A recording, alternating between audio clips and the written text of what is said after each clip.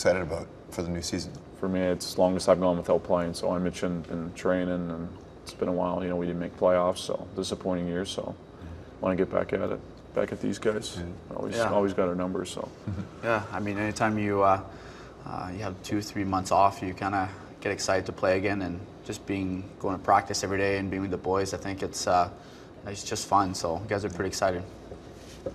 I didn't even know we were on. Yeah, we're on. Snuck in we're on, on. eh? Yeah, we're on. Oh yeah, I'm real excited. Yeah.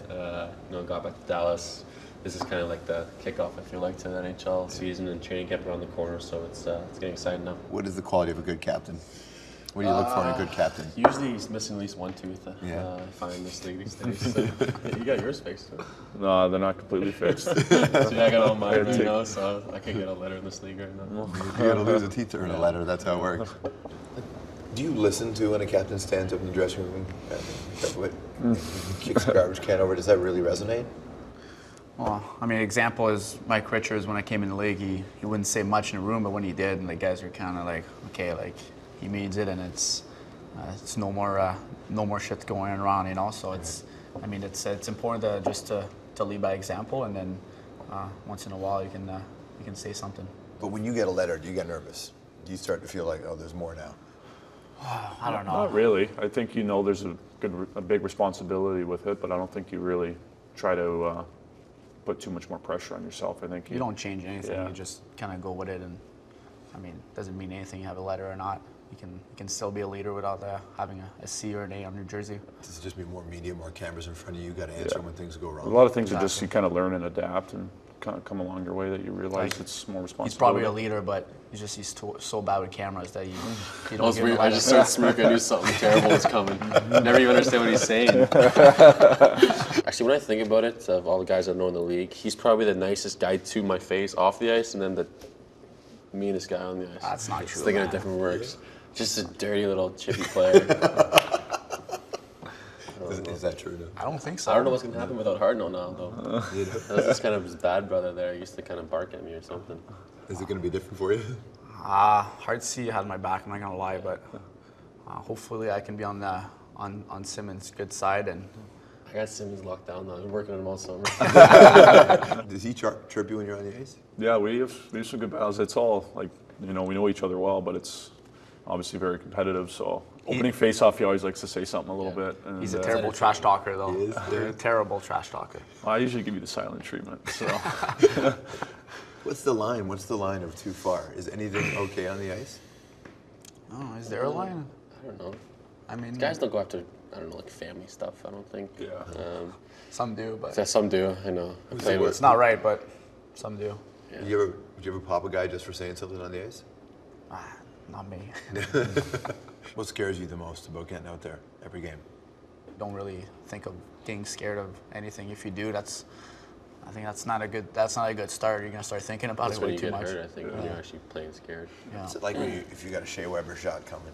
Is that it? You think about it. Look up and see where it is in the game, first period, first shift. Maybe you're not going to block that shot then. I think I mastered the old look like I'm in the shooting lane, but I'm really not. Always shoots at this high too, where the ankles. Yeah. That's not good. Yeah. So you know it's coming. And you just have to take it. Yeah. And when it hits you, and you're like, ah, damn it, like really, like. But you know what? The boys love it though. Yeah. They know. If you block that shot, boys are loving it, that's for sure. They know. Yeah. Is he the scariest one? Yeah, I think Big Z shoots a little bit higher. Yeah, his is a little more unpredictable. Yeah. I think Weber has a little bit more accuracy. Like I remember at practice at the Olympics, and like he can't even shoot as hard as he wants because he's like gonna hurt the goalie. So I'm like, this guy can't even practice, like work on his shot. It's like I'm like, can't even shoot. Now, is there a play that will haunt you? I don't know if I'm haunted by any play. I still remember a particular play in playoffs against Chicago where I had a turnover on the power play blue line, and Brandon Saad went down and passed it to someone and he scored. That's a play there that I always remember, but I don't know about haunted. You wake up in the middle of the night? No. That might kill. Yeah, no. Yeah. Do you have one that haunts you? My first year we played Pittsburgh in the playoffs, and as the first time I was playing a lot, playing center, and decided to kill penalties. So I go out there and 5-on-4, and obviously I slash a guy's stick and I break it. So I go 5-on-3, and Bill Guerin scored, and I mean, we lost later on in the series, but just to kind of let the boys down a little bit, kind of take a stupid penalty wasn't very fun. You're skating back to the bench, and you know it's you. What's that moment like? Well, it was in overtime, so that was it. yeah. So I was go to the dressing room, broke my stick, then went to the dressing room. I don't know if I got one moment, but I know early on in my career sometimes, especially you're learning a lot. There's a lot of ups and downs when you're a young player, and sometimes I just would get too frustrated, and I show my frustration too much. And I look back at it now, and I'm just like, I wish I handled those situations better. So, something I'm better at now. Still working on it, but yeah, I just used to get sometimes too worked up, and I think it would work against me. What's the easiest way for an opposing player to get you to break your stick, like to really anger you? Dirty hit, or somebody scores a goal and over celebrates in front of our bench. I think that's something that really pisses me off. But basically, it. Or they do that? You do that all the time, though. I don't do that now. But that bugs you. The over celebrating bugs you. Not in front of our bench, yeah. When you're playing, and there's somebody on your team that does that stuff, then what do you do? Yeah, I don't know. I don't know. There's nothing you can do, so you just kind of. You kind of chuckle a little bit when I was looking. And you know that they've just done the thing. Yeah. You know. At least with our team, we really haven't had any guys kind of like that. You know, I mean, some guys I think sometimes they kind of know they may have pushed the limit. You know, guys sometimes like maybe I shouldn't have done that. I was a little excited. Some guys maybe don't score as often, and they're a little excited. But you know, there's certainly guys in the league that that like doing it. So yeah. It's like when you go to Boston, you're a young guy, you're a fun guy, you have a good time, whatever, and then you're walking into a room where there's some pretty rugged dudes in that room. Yeah, I had a lot of talks. Did you? Happened, yeah.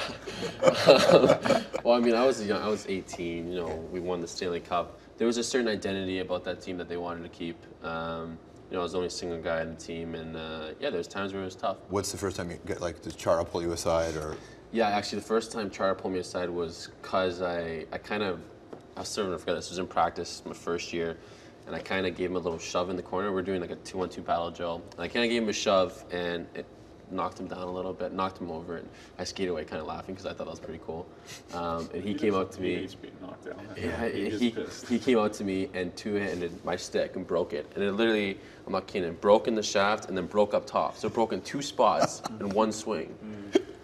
And after that, he came and talked to me and pretty much said, don't ever do that again. But like, I mean, he just skated over me, and you like see his eyes and. Don't knock me down or don't laugh. Don't knock me down. I don't know if you heard me. If I laughed, I probably wouldn't be here right now. So. What's the lessons in dealing with the media when you first start? Like you go through some kind of media training, I'm sure, but what's that like? I did a little bit of media training when I was 14, so. I did not do that. Yeah, It was like one day. Yeah. What's the art of answering a question and not saying anything? Because athletes are spectacular at it. Not really listening to the question. I think just getting your point across. Usually just say the same thing all the time. Yeah, usually you're doing a good job if they say, you know what, that was a politically correct answer. I'm like, oh, thanks. Yeah, well so done. you don't even think about it, it just comes out. Okay, well, take that and don't answer this way, this next question. But you're on the competition committee. You can change one thing about the game. What would you change? Change one thing? Yeah. I'd make overtime 3-on-3. Yeah. That would be pretty exciting. Pretty good, yeah. I like that too. I think I would make the rink just a little bit bigger. Just a little bit bigger. Yeah. Like not like Olympic size even. I think in a couple countries they have like kind of in between the Olympic and NHL size. I wouldn't even go there. I would just add a couple feet or 3 feet, maybe just a little bit. 3-on-3 overtime, bigger rink. And what would you do? Goalie, less equipment, bigger nets. Bigger nets. More fun. Yeah, of course you would say that. You want more goals. Good to see you guys. Thank you so much. All right, yeah. Appreciate it. Thanks. That was fun. Is that it? We're done. You're done? That was great. Yeah. Thanks, man.